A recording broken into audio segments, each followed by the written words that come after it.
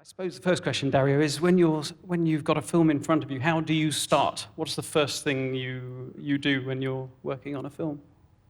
Panic. Ah, good.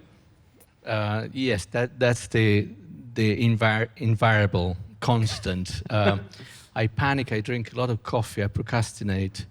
Find every excuse not to face the fact that at some point I have to write some notes.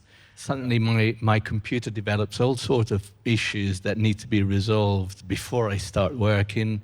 Once I've exhausted all the possible excuses, then I start by messing around on the keyboard until usually something happens. This sounds a bit vague and haphazard, but in fact it's a tried and tested system. It's called messing around, really. Yeah. I think over the years I've got more experience at allowing chance and serendipity to enter my work, and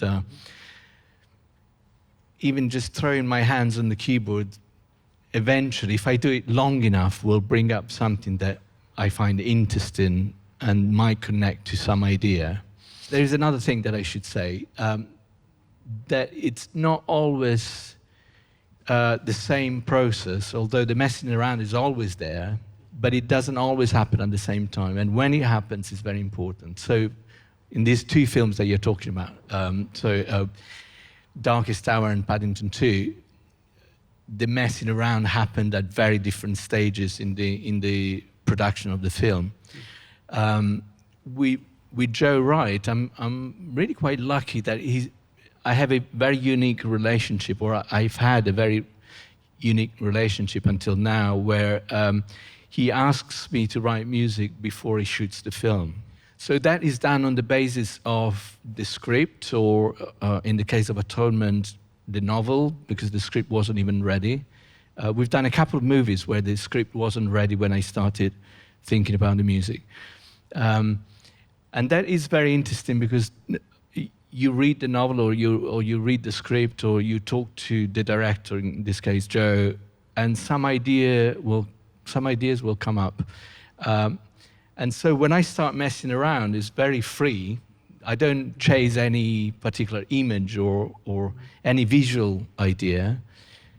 It's a vague feel of trying to capture something that has to do with the story. Yeah. On Darkest Hour, it happened very quickly after I met Joe for the first time to talk about this film. And he showed me a kind of grainy black and white picture of Churchill walking with his hand on his back and walking very fast. It was all, leaning forward. And he told me, well, look at this picture.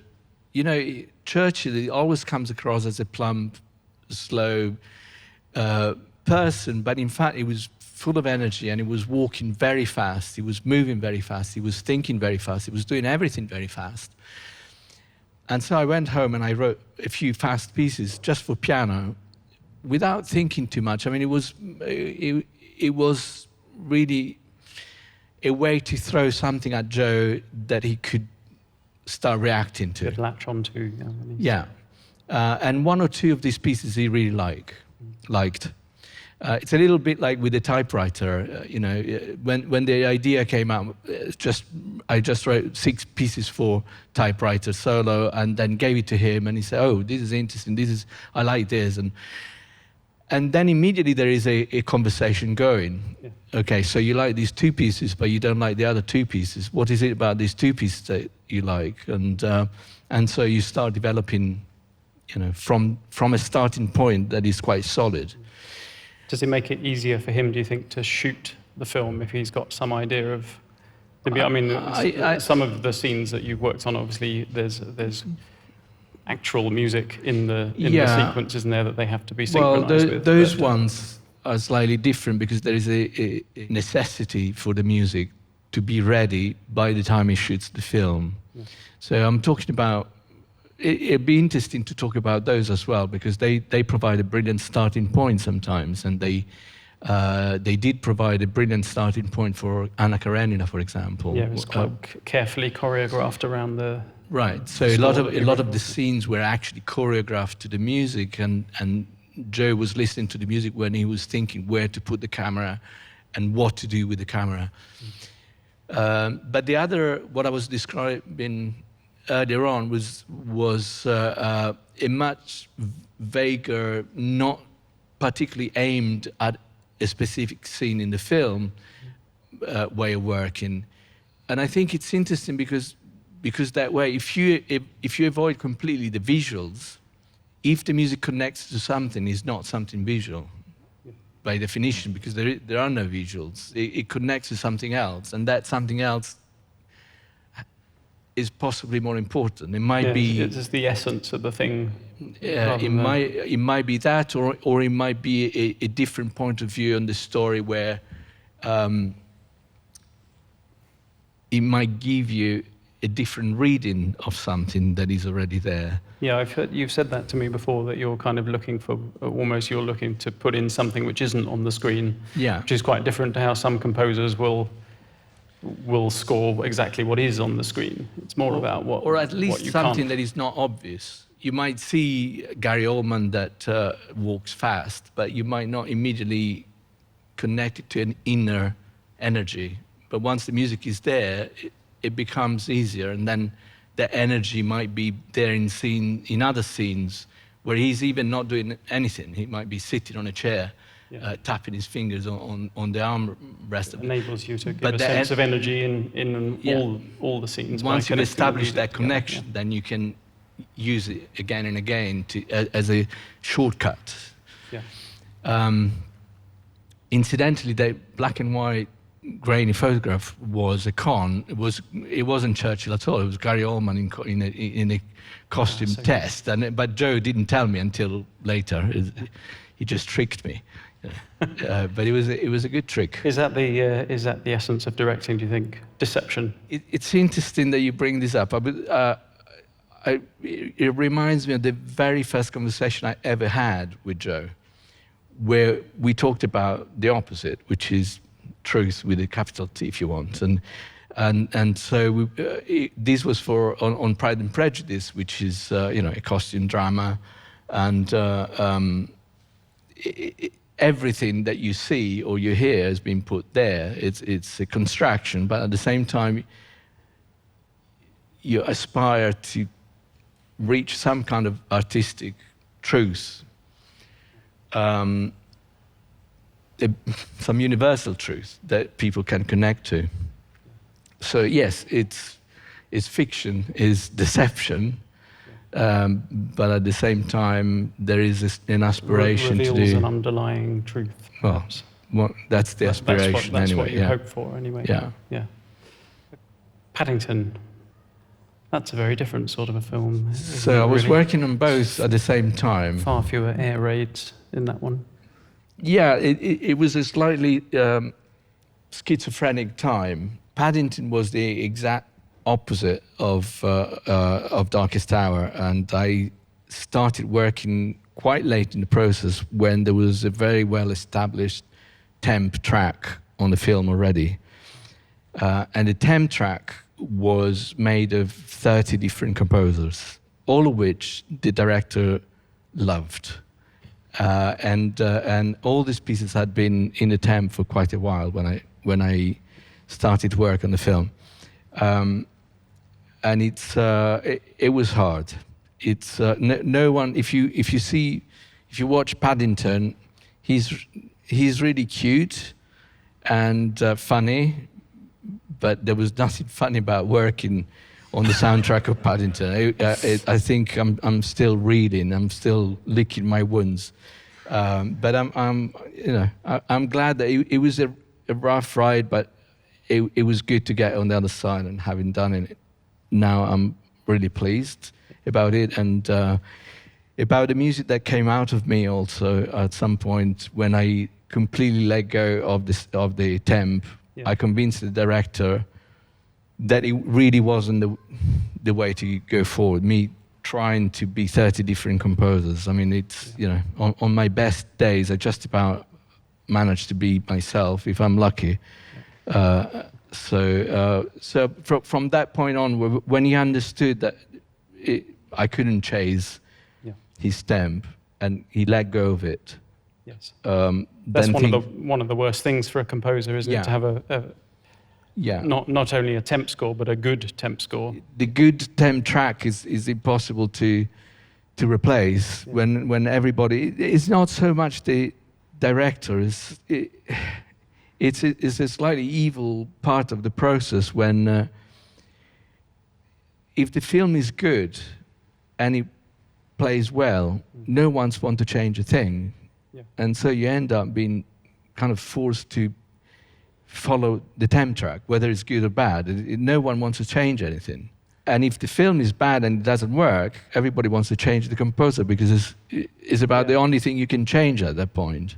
You obviously need to be able to write music to be a composer, for film in particular, for any genre, but for film in particular. But what other skills do you think you need to be a successful film composer, let's say? Let's be specific. I mean, not to be too flippant, I'd say be very lucky is one of your main qualities as a composer. Yeah. I don't know how you can help it. Looking back at what helped my luck was being quite open and say yes to virtually everything that came my way. Always try to make the best I could with what I had in front of me, and possibly not being afraid of speaking my mind. Yeah. And I think that's something that became important to me quite early. I think over the years I've seen that filmmakers generally appreciate you speaking your mind and being quite clear about what you think would work and what wouldn't work. But it's a tricky thing to do at the beginning. It takes quite a lot of courage to say to maybe somebody who you feel might be in a more powerful position than you, like a director or a producer, just to stand your ground and say, I think we should do this. The more, I think the easier mode would be trying to understand what they want. Yeah. And this is something I've heard from a number of composers, not just young or inexperienced, but a number of also experienced composers were telling me when I was starting, the most important thing is to understand what they want, and then you give it to them. And this is always rang a bit hollow to me, and potentially dangerous. First of all, because you become you present yourself as a jack of all trades. You keep thinking, versatility is my main asset. I can do baroque, I can do drama, I can do fantasy, action, whatever. But that is not really, I think, the way a director would think or a filmmaker would think. They would try to, they're trying to build a world that is rich and layered and self-consistent. So if you come in with ideas as opposed to wait for the ideas to come to you, you're bringing something into the project. You're making the project richer. And so if you have the courage to, well, first of all, you need to have the ideas. So that's useful. Yeah. And then if you're able to articulate your ideas and put them in a way that a filmmaker can connect to, then you're offering to bring something to the project that makes it more layered and richer. Yeah. And I don't know a filmmaker who wouldn't appreciate that. Well, as a film director, you have to be a constant source of ideas. So I think anyone who brings ideas to the table generally is quite welcome. And at the same time, of course, you listen to the director's ideas. There are a number of potential problems in writing music for films. One big one is communication with people that are not necessarily musicians. And so a director, especially a young director who's not particularly experienced, will be very worried about not being able to talk with a musician in musical terms. And so they'll do one of two things mostly.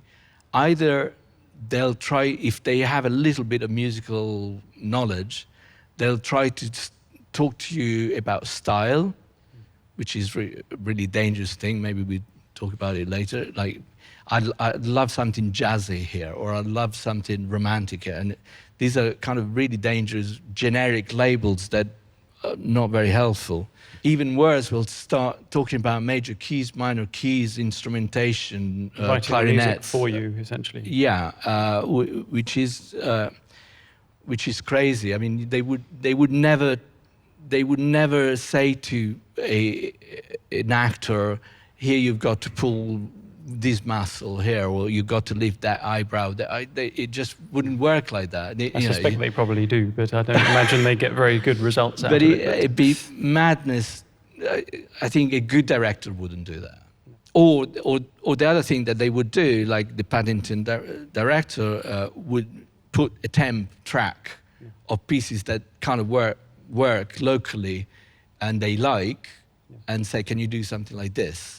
A director that does that is missing a trick. Yeah. And the trick that I found for myself, and I see it working for me more or less every time, is to avoid to let the conversation about music to be about the music.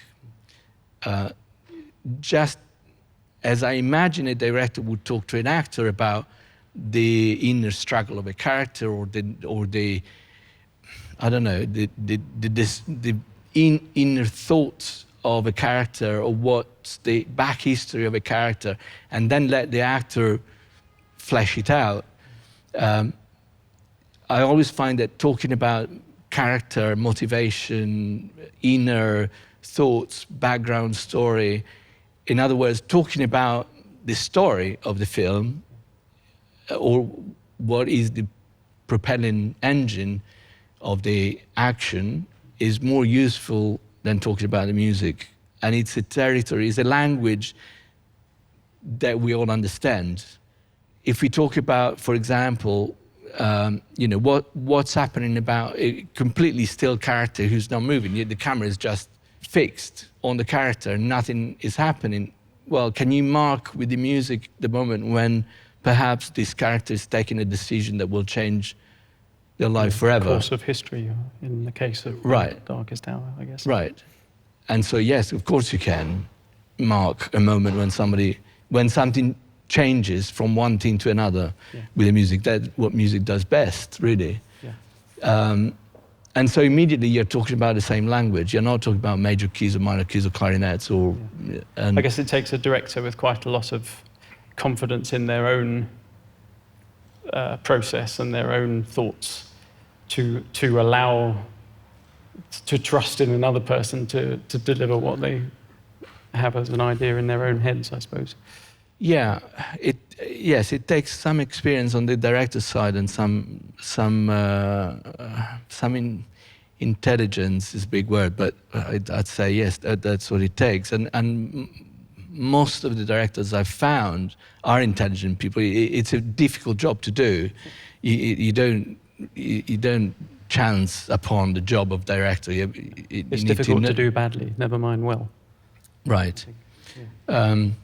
Mostly there are people with whom a dialogue is possible. Mm-hmm. If you start from the very beginning, putting yourself in a passive position where you're just expecting them to give you ideas, or you're trying to divine what is it that they want, I think that you're putting yourself in a very dangerous position, and not a particularly fertile one when it comes to create music, because you're forever trying to second guess. You're not thinking, what do I like? You're thinking, what do I think they would like? Yes, which is exactly. a much more difficult question to answer. Exactly. Because they can only articulate so much. Yeah. And also, it's very hard to sell what you're doing because there is no real thinking behind. You can't say, well, look, I'm doing this, and when we get to this point in the film, I'm going to do this, and then there is a connection between the two things, because there is a connection between these two ideas in the film. And I mean, you can see there's a dialogue that it becomes immediately more creative and more, it opens opportunities. When you're looking at you've got a sort of a feature-length film in front of you, do you work through sort of looking at like major sequences in the films, and then kind of like, do you go to the dramatic high of the film and then work backwards from there, so then you build the score so that it kind of arrives at that point? For a long time, I only did the latter, and I started looking at the most dramatic points and tried to block them out. Mostly because for the great part of the first part of my career, I was working on kind of slow-moving character dramas when there isn't a huge amount of action, and it was very obvious to spot places in the rough edit, which I would start working on. They were very loose. There's something quite beautiful about a slow-moving film or a slow-movie scene, that the music can really get in there and sustain it and do quite a lot. If you don't put any music, an editor and a director will be invariably tempted to shorten it. And they shorten it and then they tighten it until it gets snappy enough to kind of sustain itself, but then there is no room for you anymore. Yeah. And so if you're keen to carve out room for the music, you need to get in those places very quickly before they get cut down. And if you get the pace right of your piece of music, chances are that the scene will start breathing and working without being shortened. It doesn't seem long anymore. It doesn't seem long anymore. Yes, it's perception of time changes, but also it's your chance to inject some extra meaning. What I was talking before, if you really are aiming at adding a layer of understanding in the film that is different from the visual, those are the places where you can really do it. And so for a long time, I thought that was a smart thing to do. More recently, I've worked on films where there is a lot of action. They're really intimidating. I mean, you get a 2-hour rough cut where it's chases and fights. And I'm just finishing to work on Bumblebee, which is the next Transformer film. I mean, it's relentless. They see your score for Pride and Prejudice and think, right, yes. This is the man. On those kind of films, I've started working in a different way. Mm-hmm. It's closer to the way you would write a script or you would write a book, which is to go very, very quickly through a first draft and try to cover the whole ground, knowing that half or maybe even 3/4 what you've done, you'll throw away. And not to worry too much whether you're backing up the wrong tree or you're getting yourself in a dead end. There is no dead end. You just throw music at the film and I try to go from beginning to end quickly enough that I've got plenty of time to do a full second draft and then possibly a third and do multiple versions of pieces. And with some directors, you have to agree with the director in advance that that the director is okay, and it is not all directors will go with you that way. So that's it's a conversation to be had very clearly, very early, because some pieces will be wrong. There's no doubt about it, and then the temptation would be to stop until you do it right. Yeah. But it's very difficult to get it right the first time round because you don't really know yet the film. You don't really know even where the music is going. I think with that kind of film, often the filmmaker doesn't know where the film's going either, because there's quite often a lot of sort of visual effects type shots that are missing, or That's quite right, yeah. and just the nature of an action film is they operate in the same way. I think they will slap together a cut of the film where everything's basically in the right order, and then the thing that makes it into an action film is tightening up all of those sequences. Yes, that's interesting. In fact, I would say I've used this method mostly on films that have a lot of visual effects, where a lot of the scenes are roughly blocked out with, I mean, in the case of Paddington, for a long time we just had drawings that didn't even animate. They were just moving, like, then the music can really lift the scene and give you a glimpse of what it could be eventually, what it might be. It's suspension of disbelief, I guess. They block, music blocks the left, right of the brain, and then That's why they slap temp all over these films, so isn't it? Because I mean, particularly if your main character's a cardboard cutout version, it's very hard to suspend your disbelief if there's no music either. But what I found is that it takes a while to me to know the film so well that I can jump around, like I imagine a good editor would do, where you can immediately see connections between different points in the story, and you can see that music then could reinforce the connection between those points. And until you know the film well enough, it's very hard to do that. So earlier we talked briefly about the typewriter in Atonement, and I think it'd be interesting to think, because you do this quite frequently, I think, and I've noticed it working with you as well, that you'll pick up on a sound. I think in that case you knew before they shot the scene that that's what was going to happen, but actually quite often you'll pick up on a sound that's on screen and make something of that. I think it goes back to the desire to find the connection between the music and the story that is not just visual. And so sound is an obvious place where to start from. The other places are more abstract. So the character who's taking a decision, and you go in there with the music right at the point where he does, it's a more abstract kind of trying to connect the music to the story. Sound is the first thing that you find, and so more obvious perhaps.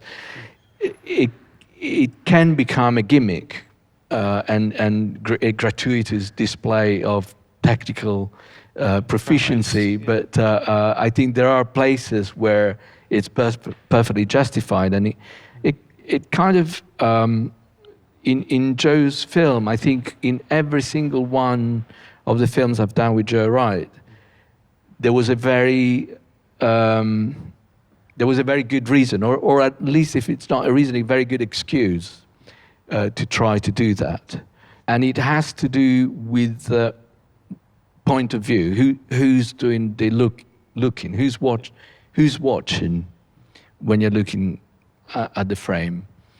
In Atonement was quite spectacularly possible because there is a really big question about who's looking, and that is not just in the sound or in the music.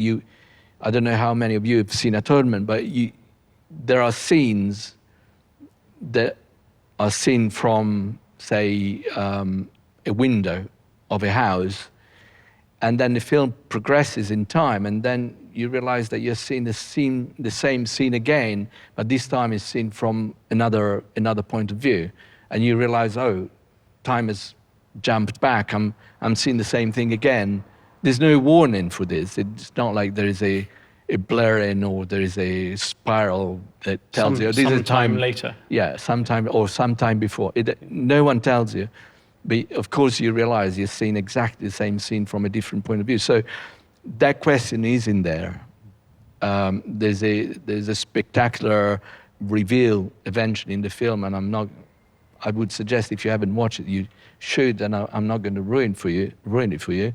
But this game of who is watching is central to the film and to the story, and so to blur that boundary between the score and the sounds that are coming from the frame, from the actors, from typewriters, from umbrellas banging on bonnets of cars, from church organs and choirs on the beach, and you name it. There are many moments in Atonement where we did that.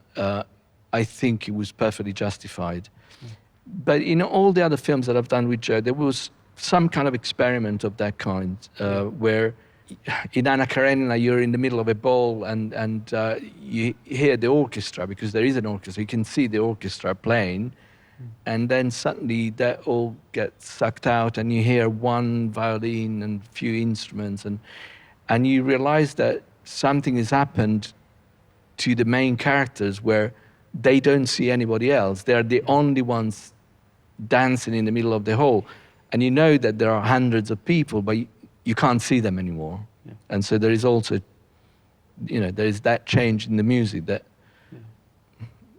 reinforces it, I suppose. Yeah, I think it's a really good director like Joe. I think he uses sound as almost as a kind of another storytelling device along with music, and really considers the soundtrack to be one unified entity, I think. Right, and so that you're quite right. If you think about what a director would naturally do with lighting and with costumes and with camera movement, they wouldn't be gratuitous.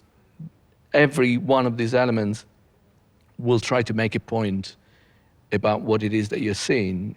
So why should the music be a decoration on top of everything else? Yeah. A director like Joe will know that you can use music exactly as you use light or camera movement to present a version of the events and make a very strong point about the point of view. Yes.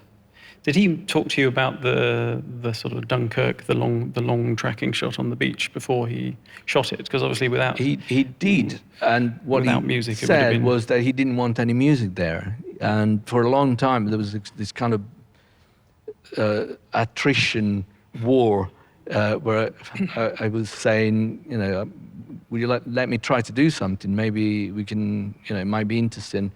And he would say, no, it's very dramatic as it is, and the choir is moving as it is, and then at some point, it was months after I had started writing the music. I don't know why he said, "Do you want to have a go?"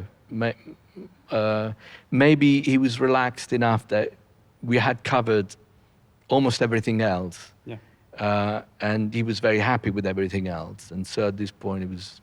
There's nothing to lose now. Yeah. Have a go.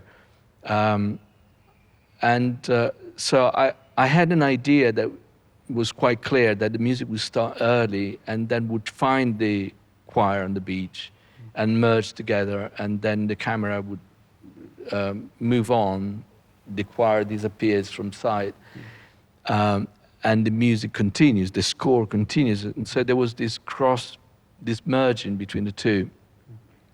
And so I had one first go where the idea was completely there, but the execution wasn't particularly noteworthy. But Joe could see the idea, and he liked the idea. And so he said, have another go, see how far you can push it. And so I had another go, and that's what's in the film. Thank you very much, Dario, for coming to speak to us. Give me a round of applause. Thank you.